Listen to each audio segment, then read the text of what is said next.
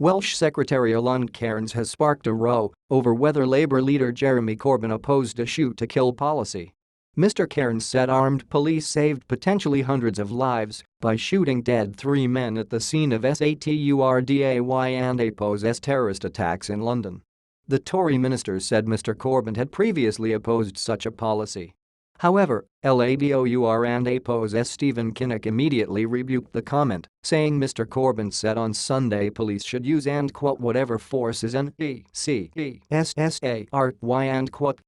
necessary only last November he opposed the shoot-to-kill policy Mr. Cairns said of the Labour leader during a debate on BBC Radio 5 Live from Gower on Monday. On Saturday night, that shoot-to-kill policy saved tens, if not hundreds of people and APO's lives he said. Mr. Kinnock, when asked in the radio debate if Mr. Corbyn supported shoot-to-kill now, said, why yes he made it clear in his speech yesterday that he would authorize the police and security services to take all necessary measures Mr. Kinnock said.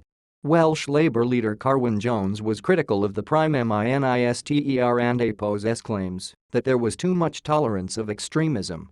Campaigning on Anglesey on Monday, he said that after 6 years of being Home Secretary Theresa May was responsible as it was on her WATCH he added, IDON and APO's think it is wise to rush into a response in the aftermath of a horrible attack. We have to be clever than that to look for a response which is far more effective. Meanwhile, Plaid Cymru leader Leanne Wood has called on politicians to be careful of the language they use when referring to minority communities in the aftermath of the attacks in Manchester and London. What the terrorists want is for us to be divided as communities she said, also while campaigning on Anglesey. They want us to turn on each other and, as politicians, we have to be very, very careful to make sure that we talk about this in a way that DOESN and APO's help people to turn upon their neighbour. Opposition parties in Wales have also called for UK government cuts to police budgets to be reversed to boost the fight against terrorism during a campaign debate on BBC Radio Wales. Labour and APO's Stephen Doughty said community officers were often the first line in providing community intelligence which is so crucial to the security services which could potentially prevent terrorist attacks. Plaid Cymru Assembly member Stephen Lewis said such officers could build a level of trust and could spot people who may be susceptible to radicalisation UKIP and APO's leader in the Assembly, Neil Hamilton, said his party would reverse police cuts and give them more powers to stop and search suspects.